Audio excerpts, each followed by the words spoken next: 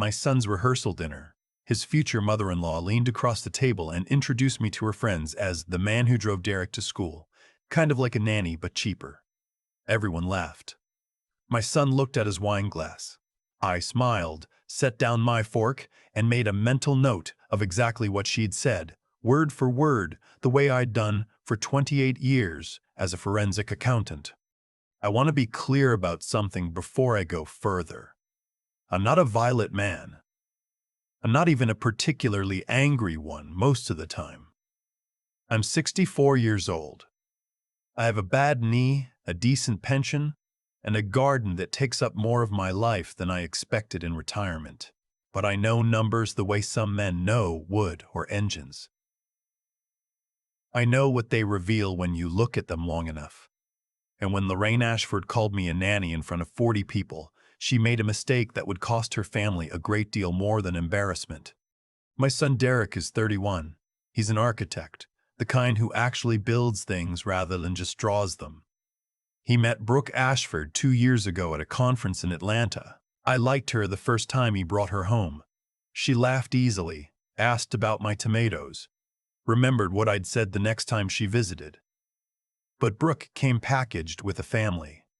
Her father, Ashford, ran a commercial real estate development firm out of Charlotte. Her mother, Lorraine, served on 3 charity boards and collected social obligations the way other women collected shoes.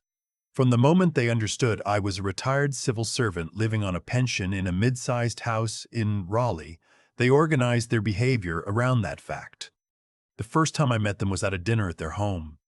The house was large in the way that announces itself, circular driveway, landscaping that required professional maintenance twice a week, a kitchen island the size of a small country. Ashford shook my hand and said something about how it must have been satisfying work, public accounting, very steady. His tone was the tone of a man complimenting a crossing guard. Lorraine asked twice if I wanted to see the guest room where Derek could stay when he visited, as though I needed reminding that my son had somewhere better to sleep now. Brooke watched all of this. She laughed in the right places, redirected conversation when it got sharp, and never quite addressed what was happening directly. She was kind to me privately. But in that house with her parents, she was something else. Cooperative, I suppose, willing to let certain things pass. I drove back to Raleigh that night and sat in my driveway for 10 minutes before going inside. I wasn't angry yet. I was cataloging. The engagement happened the following spring. Derek called me from a park in Charlotte, his voice higher than usual, and I was genuinely happy. I told him so. Brooke got on the phone and I told her too. For a few hours, it was just good news. Then Derek called back the next evening. There is something careful in his voice, the kind of careful that used to mean he'd broken something as a kid and was building up to telling me, "Dad, the Ashfords want to host the rehearsal dinner and the wedding. The whole thing, venue, catering, everything." I told him that was generous. It is. It's also going to be at their club, the Piedmont Reserve. It seats 300. He paused. Brooke's family has a lot of connections. I asked about the guest list. Another pause. It's mostly their side. Business people, club members, board people. You'll be there, obviously.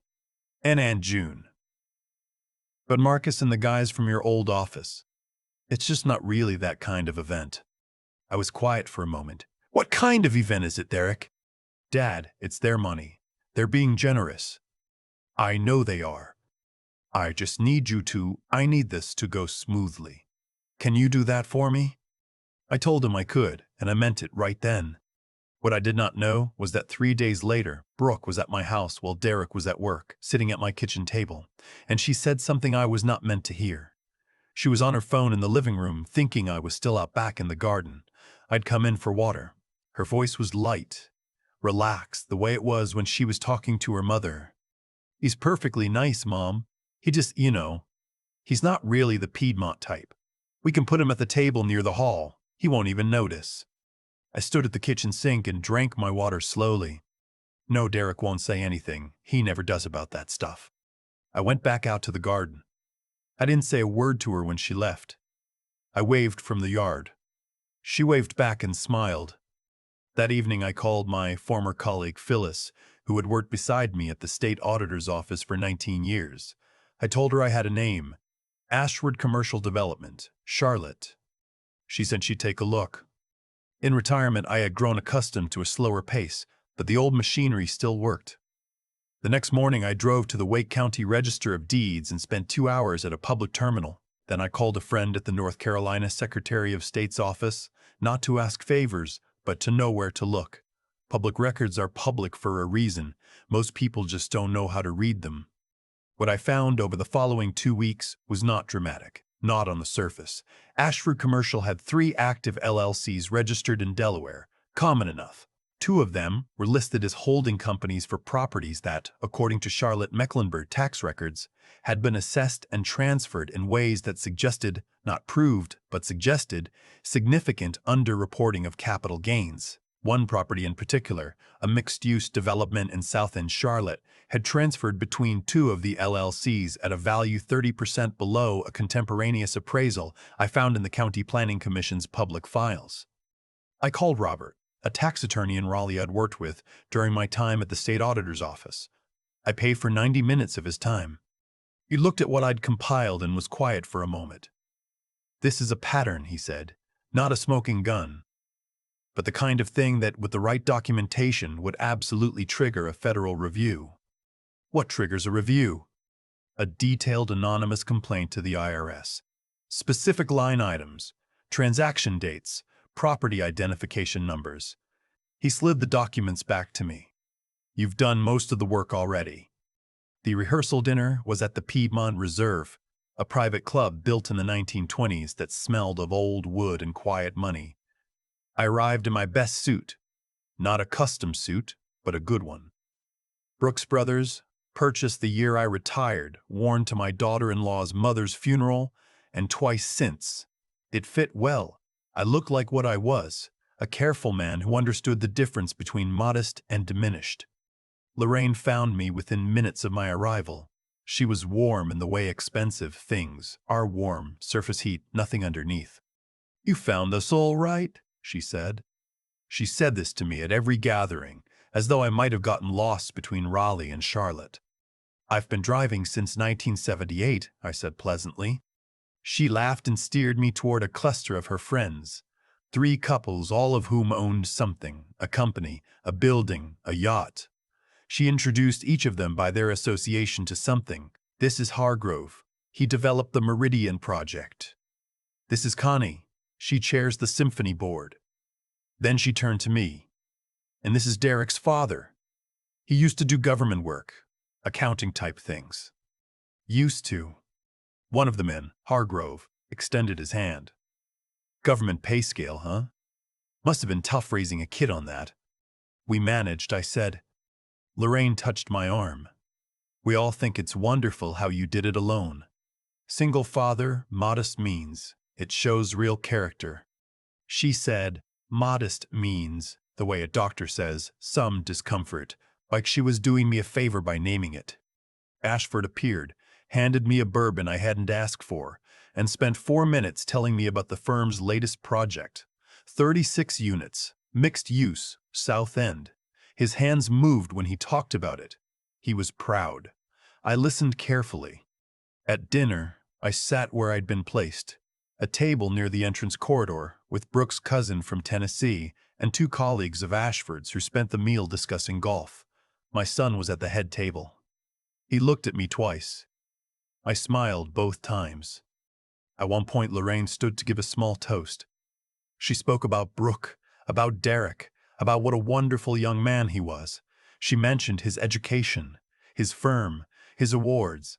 She said, "We always hoped Brooke would find someone exceptional." And she did. She did not mention me. Not once in 4 minutes of talking about the man I had raised did she find occasion to include his father. I drove back to Raleigh that night. On the way, I stopped for gas outside of Concord and sat in the parking lot for a few minutes, hands on the wheel. I thought about what I'd told Derek on the phone. That I could be smooth. That I could let things go. I thought about Lorraine's voice in my son's house. He's not really the Piedmont type. Derek won't say anything. He never does. I started the car and drove home. The envelope had been sitting on my dining room table for 5 days, already filled, already sealed. I'd addressed it 2 days after my meeting with Robert. I'd printed the complaint form from the IRS website, filled it out with the specificity that 28 years of forensic accounting made possible, and attached 11 pages of documentation, transaction dates, property identification numbers, LLC registration records from Delaware, the appraisal from the Charlotte-Mecklenburg planning files, clean, organized, numbered. I did not mail it that night. I made coffee and sat with it and thought about my son's face at the rehearsal dinner, the way he'd looked at me across the room and then looked away. I thought about Brooke's voice. He will notice. I mailed it on a Tuesday, 10 days before the wedding, certified mail to the IRS Small Business and Self-Employed Division in their Charlotte field office. I filed the complaint through the IRS online portal as well, for redundancy, and submitted a separate inquiry to the North Carolina Department of Revenue referencing the same property transfers under state tax code. I also sent a brief factual email from a public library computer to a commercial real estate reporter at the Charlotte Observer named Denise who had written extensively about South End development. The email contained only public information and a suggestion that a records review of certain LLC transfers might be worth her time. I included the property addresses. The wedding was on a Saturday in October at a vineyard outside of Charlotte, the kind of place that existed primarily to be photographed. White tents, string lights, a mountain ridge in the background. 300 guests. I wore the same good suit. My seat was at table 22 near the back, close to the bar, which I suspect was not an accident. The ceremony was in a meadow. Brooke was beautiful. Derek looked at her the way I had hoped he would look at someone someday, completely, without reservation. For those few minutes I let everything else go and just watched my son get married. The reception started at 6. I ate my dinner, talked to Aunt June about her hip replacement, and watched Ashford work the room. He was good at it. Handshakes that lasted the right amount of time, laughter deployed precisely. Lorraine moved her tables like a current, touching shoulders, distributing warmth in measured doses. Around 8 o'clock, I heard Lorraine's voice carrying from a cluster of tables to my left. She was telling a story. Her voice was rich with performance. And Derek's father, bless his heart, he drove 3 hours to be here. Took the whole week off from his garden. Laughter. I mean, we love him, of course. It's just, well, you know, some people are more comfortable in certain settings. More laughter, softer. The kind that isn't really about what was said. I'd put down my fork. I sat for a moment. I thought about walking to my car. I thought about calling Derek over and telling him quietly what I'd heard. I thought about a lot of things. Then I stood up. I walked to the band, which was between songs. The band leader was a young man with kind eyes. I asked him if I could borrow the microphone for 60 seconds. He looked uncertain. I told him I was the father of the groom. He handed it to me. The room was not silent yet. I waited. 30 seconds of standing there, patient as I had learned to be in rooms where people held the power, and the conversations died down on their own. 300 people turned to look at a 64-year-old man in a Brooks Brothers suit standing near the bandstand. "I want to say something about my son," I said. My voice was steady. Courtrooms and council chambers had given me that, not about his education or his firm or his awards, about who he is. I looked at Derek. He was watching me with an expression I couldn't quite read. Derek's mother died when he was 9. I want you to understand what that means. It means there was a man who had to figure out dinner and homework and heartbreak and homecoming and college applications, all of it. And I want to say, in front of everyone here, that he made it easy, not because I was exceptional, because he was. The room was completely quiet. I have lived modestly. I have worked in government buildings under fluorescent lights and driven used cars and grown tomatoes in a garden I am apparently now known for. A few laughs, gentle ones. What I have never done is confuse the size of a bank account with the size of a person. Derek knows the difference. I believe Brooke does too. I looked at the head table. Lorraine was very still. "I wish them everything," I said. "I genuinely do." I handed the microphone back to the band leader. The applause started before I reached my table, and it was real. I could tell the difference between polite and real by now. Derek came to me 20 minutes later. He hugged me without saying anything first, which told me more than words would have. Brooke kissed my cheek. Her eyes were wet. I left at 10, thanked the staff, and retrieved my car from the lot. On the drive back through Charlotte, I passed through the South End. The mixed-use development Ashford had talked about at the rehearsal dinner glowed behind a temporary construction fence. 36 units in progress. A property that had changed hands between two LLCs at a number that someone at the IRS was now, presumably, examining with some care. I drove home and slept better than I had in weeks. The call came on a Thursday, 11 days after the wedding. I was on my back porch reading when my phone showed an unknown Charlotte number. "I need to understand what you've done." Ashford's voice was controlled in the way of a man who has been controlling it for 2 days. "We received correspondence from the IRS, federal level. Specific documentation about transactions that, these are private business records." "Public records, actually," I said. "Filed with the county and the Secretary of State. You compiled the federal tax complaint against my company. I filed a complaint as a private citizen about apparent irregularities I observed in public filings. That's a lawful exercise." Silence. "This is about the rehearsal dinner," he said. "This is about a pattern of conduct. Yours, your wife's, your firm's. The rehearsal dinner is one data point. You're threatening my livelihood over a social slight." I set down my book. "I'm not threatening anything.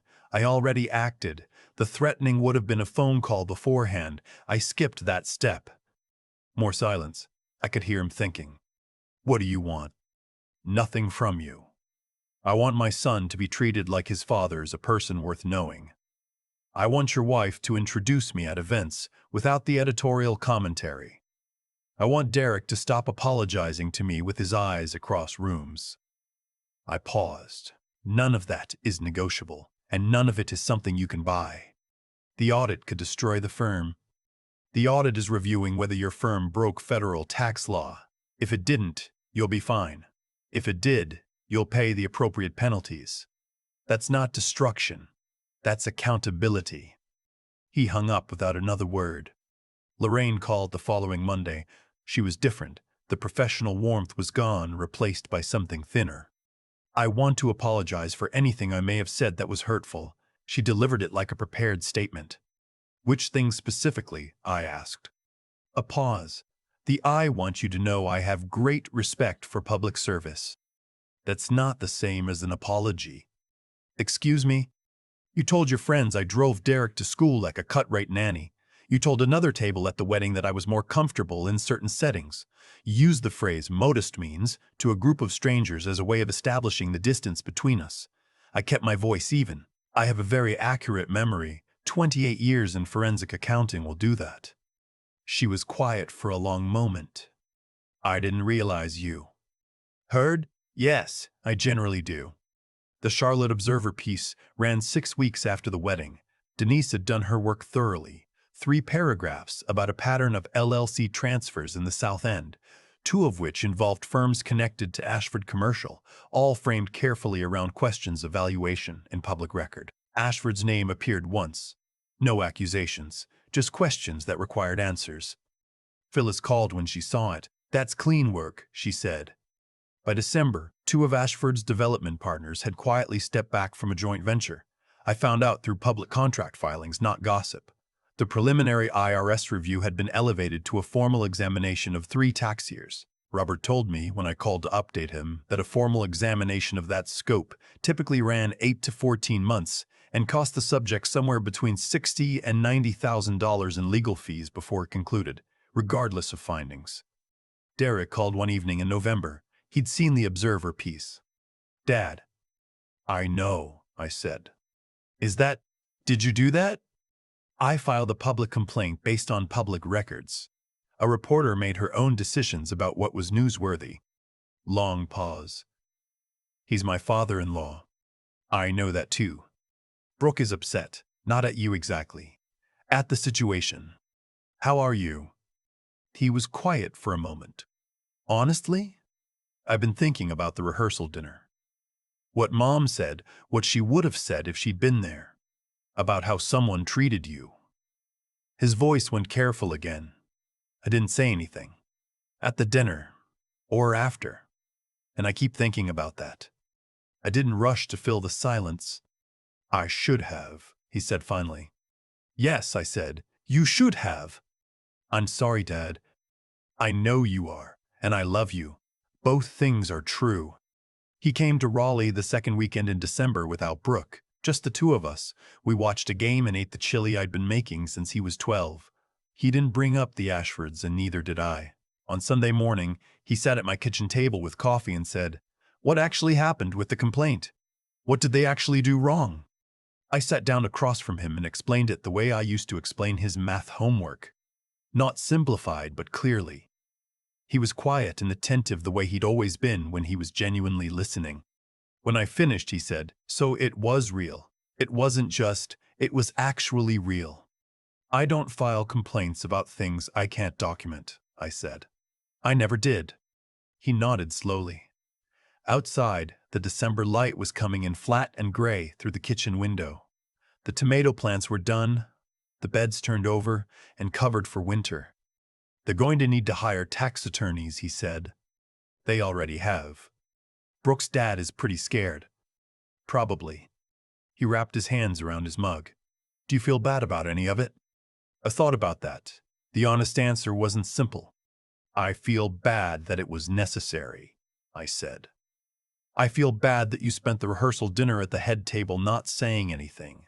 I feel bad that I sat at table 22 at my son's wedding." I looked at him. "I don't feel bad about the complaint." He nodded again. We sat there a while in the quiet kitchen. Brooke came with him in January, the visit she'd canceled twice before. She was careful with me at first, measuring something, and I let her measure. On the second day, she was in the garden with me while I checked on the cold frames I'd built in November, and she said, without preamble, "My mother is not a cruel person." "I know that," I said. "She just doesn't. She measures people by certain things, and when they don't measure up, she just kind of." She stopped. "Edits them." She looked at me. "Yeah. I understand that kind of person," I said. "I spent my career auditing them." Something relaxed in her face. Not completely, but something. "I didn't defend you," she said quietly. "At the dinner and before that. I heard things she said and I let it go because it was easier. And that wasn't right." "No," I said. "It wasn't. I'm sorry." I straightened up from the cold frame and looked at her. She meant it. Not in the way her mother had meant it on the phone, prepared and distanced, but in the way of someone who had actually thought about what they'd done. "All right," I said, "we can start from here." We went inside. Derek had made coffee without being asked, which had always been one of the better things about him. And the three of us sat at the table I'd sat at alone on a lot of evenings since my son moved to Charlotte and talked about nothing consequential for an hour. The IRS formal examination concluded the following spring. The findings were not what Ashford had called them on the phone. Routine. The two Delaware LLCs had improperly classified $340,000 in capital gains across 3 tax years. Penalties and back taxes totaled $89,000. The firm issued a brief statement acknowledging resolution of a tax compliance matter. The Observer ran 4 paragraphs. I read it at my kitchen table with my morning coffee and thought about a man in a private club handing me a bourbon I hadn't asked for and telling me about 36 units in the South End, about a woman using the phrase modest means like she was identifying a medical condition, about a table near the entrance corridor where a 64-year-old retired accountant was supposed to sit quietly and not make things difficult. I thought about my son's face when he said I should have. I closed the laptop and went out to the garden. The tomatoes were coming in. Not exceptional, just steady, the kind that keep producing if you tend them right. I stood in the morning light with dirt on my hands and thought that there are worse things to be known for than a garden.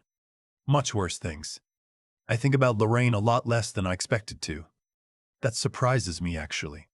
I spent months building a case, filling folders, tracking LLCs across county lines.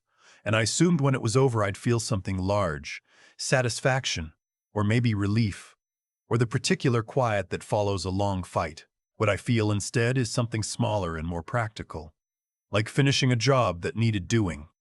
What I've come to understand is this. The way people treat you when they think it costs them nothing is the most honest information they will ever give you. Lorraine didn't think I was listening when she told her friends I'd be more comfortable in certain settings. Ashford didn't think I was paying attention when he described 36 units in the South End with that particular pride. My son didn't think I'd noticed the careful distance in his voice on the phone when he explained why my friends weren't invited. They all underestimated me for the same reason. They saw what I owned, and they decided that was all I was. That's a failure of character, not mine, theirs. I spent 28 years in forensic accounting because I believe that numbers, when read honestly, tell the truth about people. A man's tax returns reveal more about who he is than any dinner conversation. The way a company structures its LLCs says something about how its owners think about rules, whether rules are principles or obstacles. Ashford's firm didn't break the law because they were exceptionally greedy. They broke it because they had spent so long believing they were too established to be examined that they stopped being careful. That's what entitlement does. It makes people sloppy. And sloppy people, in my experience, eventually get audited. What I did wasn't complicated. I used the skills I had spent a lifetime building in service of something I believed was right. I didn't fabricate anything. I didn't threaten anyone. I followed public records the way I had followed them 1,000 times before, and I filed a complaint that was either accurate or wasn't. It was. That matters to me. I couldn't have done what I did if the underlying facts hadn't been real. Righteous anger built on a lie isn't righteous. It's just anger. The harder part was Derek. He sat at my kitchen table in December and asked me if I felt bad about any of it, and I gave him an honest answer. I felt bad that it was necessary. There's a version of this story where he says something at the rehearsal dinner, where he looks at his mother-in-law and says quietly, "That's my father, please don't speak about him that way," and everything unfolds differently. He didn't. He's not a bad man, my son. He's a man who learned to keep the peace in rooms where the cost of that peace was invisible to him. What this whole year gave him, I think, is the ability to see the cost. That's not nothing. That's almost everything. I've been thinking about what I want the rest of my life to look like now that this particular chapter is closed. I want mornings in the garden. I want Derek and Brooke at my kitchen table, the way they were in January, talking about nothing much. I want to be the kind of old man who is underestimated right up until the moment he isn't, and then just goes back to tending his tomatoes. There are worse legacies than that.